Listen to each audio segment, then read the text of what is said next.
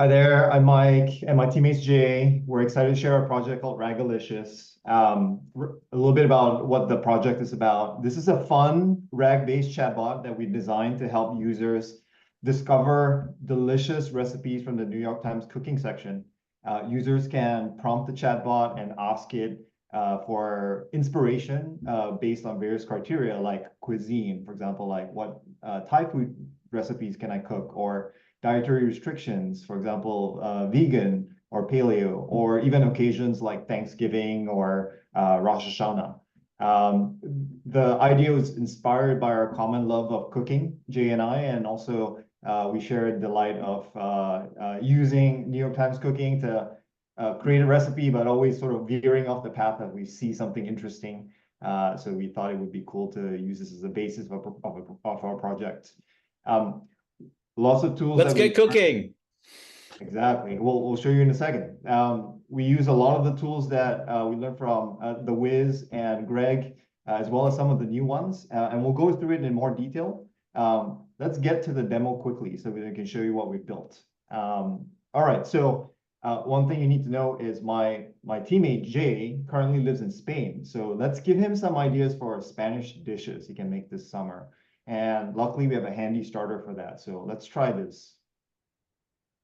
So while this waits to respond, note that the prompt has a few important things. The cuisine, which is Spanish, the occasion, which is summer, and also the key ingredients, which is tomatoes. So we're using that to create a structured query that will help our retriever. All right, let me That looks pretty good. Yeah. Pretty good. Hey, Mike, I may have a guest coming in who's might be vegan. Do you know if any of these are vegan? Let's find out. And let's use our voice feature, our speech to text feature. Are any of these recipes vegan?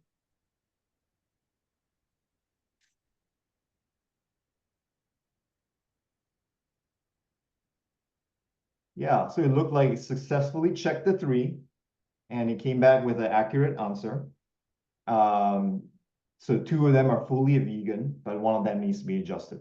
Nice, nice. Okay, Mike, I don't have a lot of time. I feel like these are time-consuming things. Are any of these under 25 minutes to make? You're just like me, man. I know you're busy, and I have the same problem. Let's try and see if we can find ones that we can cook quickly. All right, so it's doing a good job peeling out some of the key information here. So I think we have two, Jay, that meet your criteria of cooking under 20 minutes. Wait, it's saying that the paella takes 30 minutes to cook. I do not believe that for a second, because every restaurant here says it's going to take them an hour to make paella. So can you show me the full? Can you show me the full recipe? Because I'm calling BS on that one. Okay, let's try.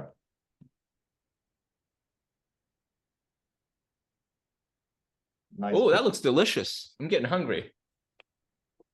I love the thumbnail here. Really gives you a sense of what the dish is. Let's take a look at some of the information. You want to walk us through what we retrieved from the New York Times? Yeah, there's some general description, list of ingredients, which is useful. And let's keep scrolling down. Let's hope we got the full thing. Nutritional information, helpful. And okay, it didn't get the rest of it, but let's keep going. I'm cooking for only two people, I think, and it says it's like serving for 6. Can you get it to rewrite the recipe for just 2 people? Who else are you cooking for? Just me and my wife. Okay, let's try it.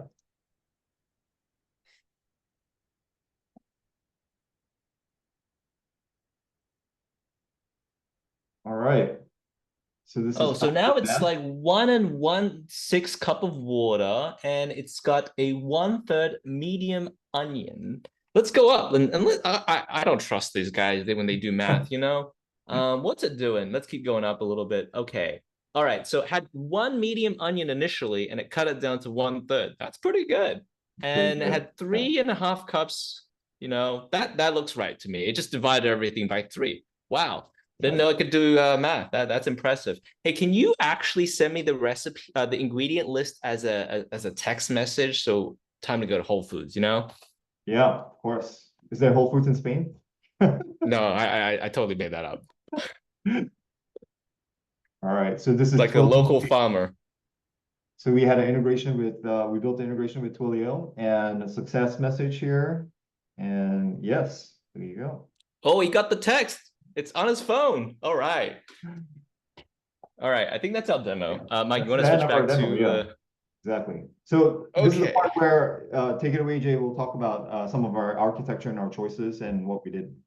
Yeah, just explain to everyone how this all works. Firstly, preparing the data is 50% of the effort. I know, I can't really show it, but basically we went to New York Times, got the full sitemap, got all 20,000 recipes, scraped all 20,000 recipes, went and parsed every single page as HTML, got the key information, the ingredients, the preparation, the tags, like whether it's vegan or not, put that into a structured database.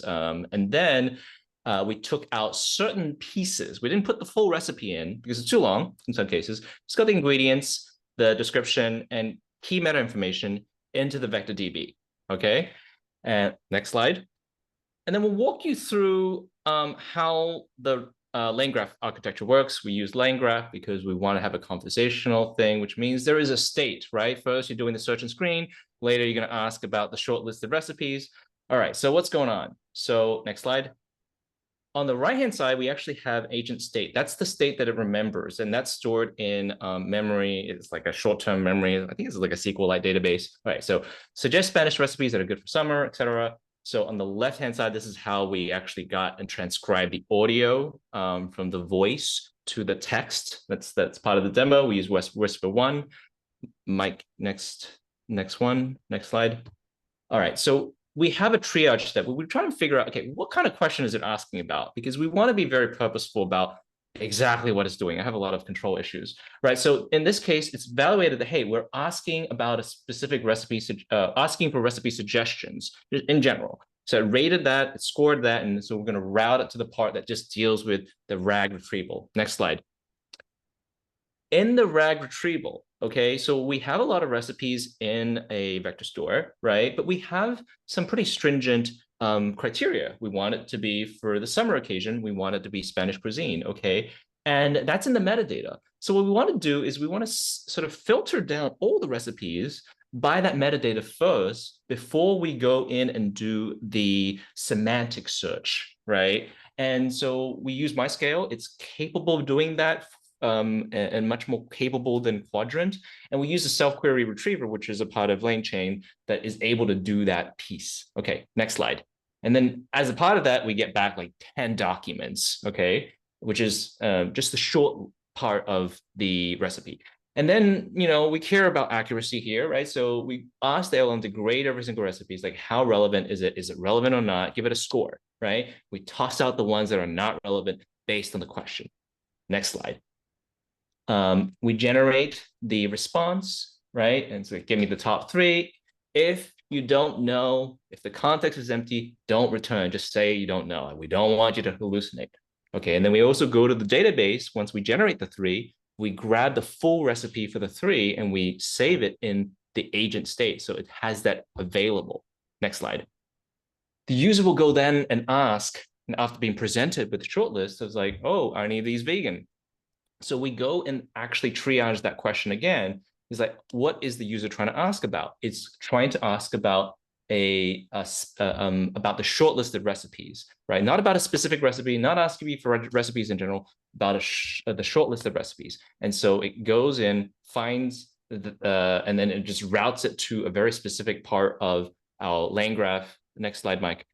Which just deals with the shortlist. In the shortlist, we're very specific. It's like, hey, here is the message that was sent to the user last. Here is the full recipes for those 3 recipes that you have previously suggested. Now answer the user's question about the vegan question with that full context, okay? And so that way it has all of the information, not just the stuff that pulled from the retriever, MyScale, but the full recipe in order to answer that question. The SMS part is actually using a tool, and we want to demonstrate we know how to use tools here because that was a part of the lesson. And so it goes to Twilio. We wrap the Twilio API inside of a tool. We showed it how to use it. You need a phone number, you need the text, and then boom, it sends out a text via Twilio. That's it. Thank you, guys.